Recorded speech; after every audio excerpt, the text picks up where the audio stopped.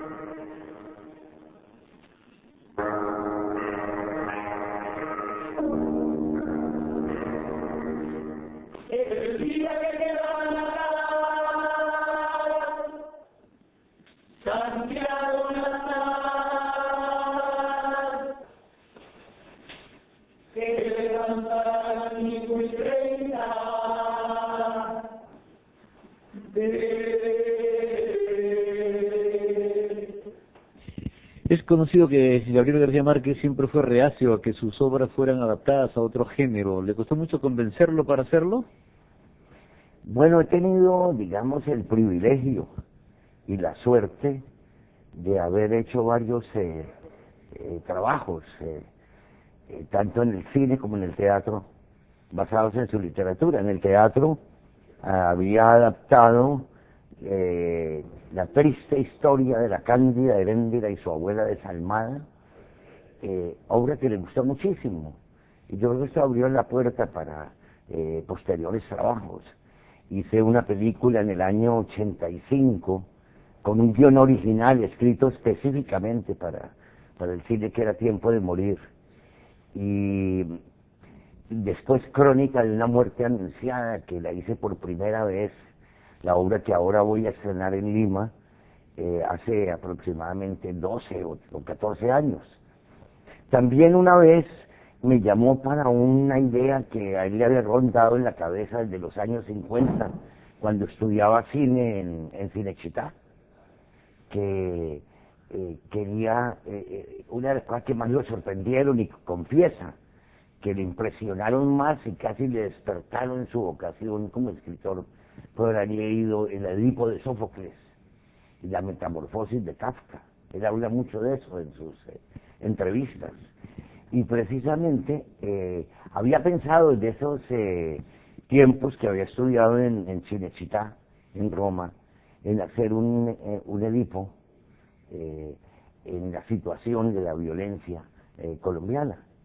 Y efectivamente en el año 96 o 95 filmé la película. O sea que son varias veces que me he acercado a su trabajo literario, y tanto en el teatro como en el cine.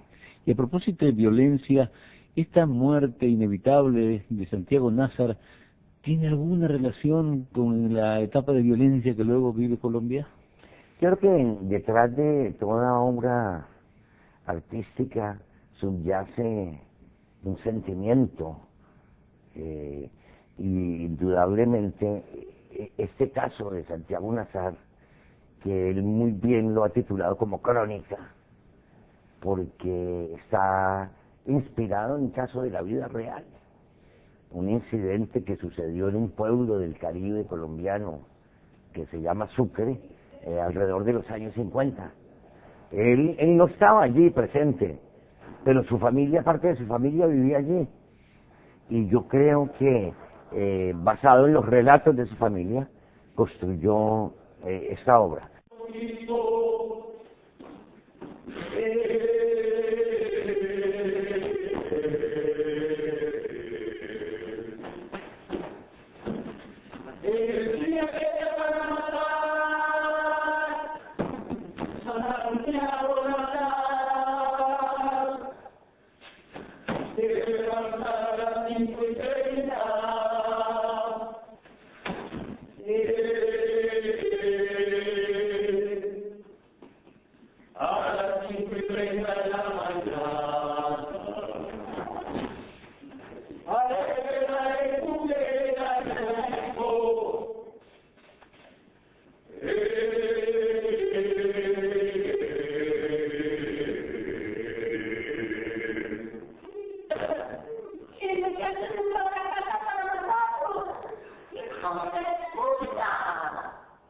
Evidentemente va más allá de una crónica, porque esto refiriéndome a su pregunta, yo creo que allí subyace esa génesis de la violencia, de alguna manera.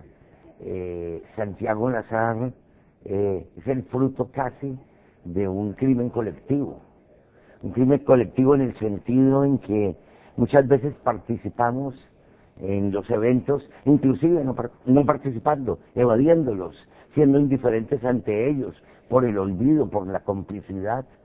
Y en Crónica de una muerte anunciada se siente un poco ese disfrute colectivo, ese morbo colectivo de introducirse en la vida íntima de las personas y aún más de presionar a estos pobres muchachos, los hermanos vicarios, a matar a Santiago Nazar. Son unos pobres chicos condenados a matar. Quizás el miedo de matar, para quien no es asesino, es más grande que el miedo de morir. Eso también es medio lorquiano, ¿no? Indudablemente, yo creo que en bodas de sangre, y temas de eso muy andaluces, entre otras cosas, esa Andalucía que está tan incrustada en nuestra cultura de alguna manera, ¿no? También es muy andaluz, comparto completamente la idea con usted, el sentido, el malentendido sentido del orgullo, de la hombría, del ser macho, ¿no? Entonces yo creo que esos elementos también están en la obra. ¿Cuál es el secreto para convertir una gran novela en una gran obra de teatro?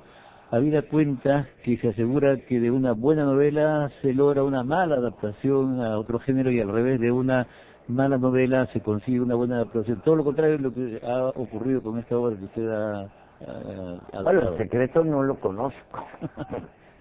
Yo creo que más que el secreto, el riesgo consiste en poder traducirlos del lenguaje, poder hacerle olvidar al espectador que esté buscando la novela en lo que ve y convocarlo a que vea una obra de teatro. Y una obra de teatro, como le dije, fiel al espíritu de la novela, pero por esa misma fidelidad debe entender que estamos en otros terrenos, que el libro está escrito y que no necesita que se le toque, y que más bien la fidelidad consiste en la honestidad de enfrentar ese trabajo y en el rigor de convertirlo en otro lenguaje. La hermosa muchacha que se casó ayer fue devuelta en la casa de sus padres porque Vallado San Román, su esposo, encontró que no era virgen. Y los hermanos de ella están buscando, se han enviado una casa.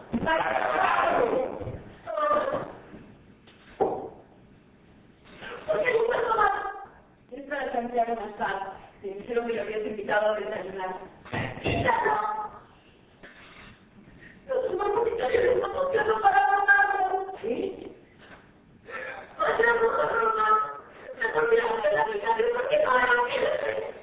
¿Y cuánto aporta el ser colombiano para entender la idiosincrasia, los códigos y hasta los tics de García Márquez y también de los personajes? Alguna vez en un festival de cine en España me hacían esa pregunta respecto a mi película. Me decían que consideraban que mi película Tiempo de Morir es una de las que mejor ha recogido el espíritu garcía-marquiano. Y pues me recuerda usted con esta pregunta lo mismo, que voy a tener que contestar lo mismo. No creo que se deba a un talento particular mío, sino quizás a que comprendo mucho lo que cuenta. Y creo que todos los latinoamericanos lo entendemos de esa manera.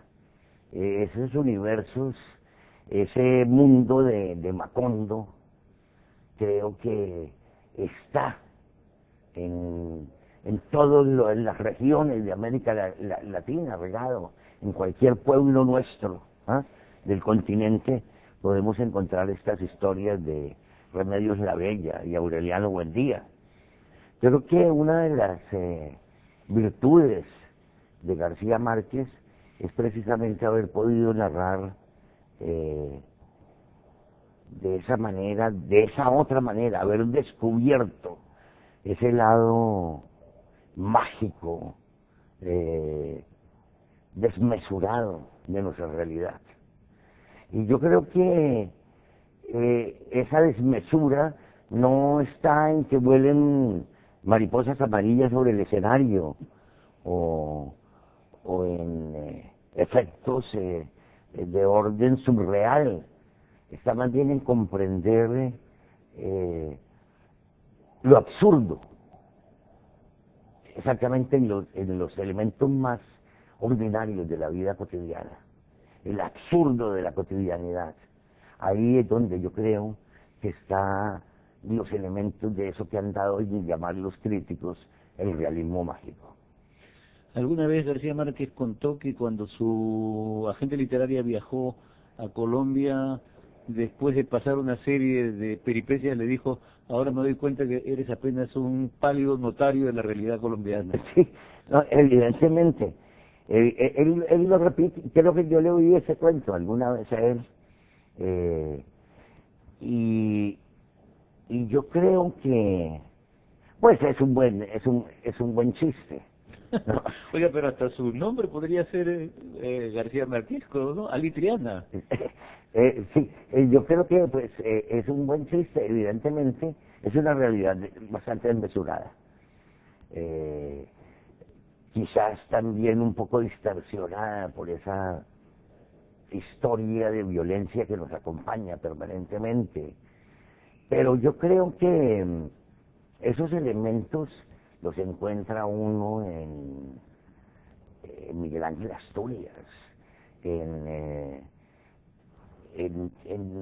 tantos escritores latinoamericanos, en Carpentier, ¿no? En Carpentier, ¿no? En Carpentier, en Roa Bastos, en Roa Bastos, yo le cito muchos escritores colombianos, quizás desconocidos internacionalmente, en cuya literatura estos elementos del realismo mágico o de esa desmesura de la realidad aparecen con mucha frecuencia. Quizás Tomás Carrasquilla, uno de los más antiguos de finales de principios del siglo XX, que hoy en día uno lo lee y dice: esto ya se había escrito de alguna manera, ya se había visto de alguna manera la realidad de esa manera, con ese ojo, con esa óptica. Entonces, evidentemente que nuestra realidad, pero uno se lee Pantaleón y las visitadoras, ¿eh? ¿Y qué más quiere? Mesura de la realidad, de locura, ¿eh? Y así sucesivamente. Yo creo que el continente está invadido de desmesura.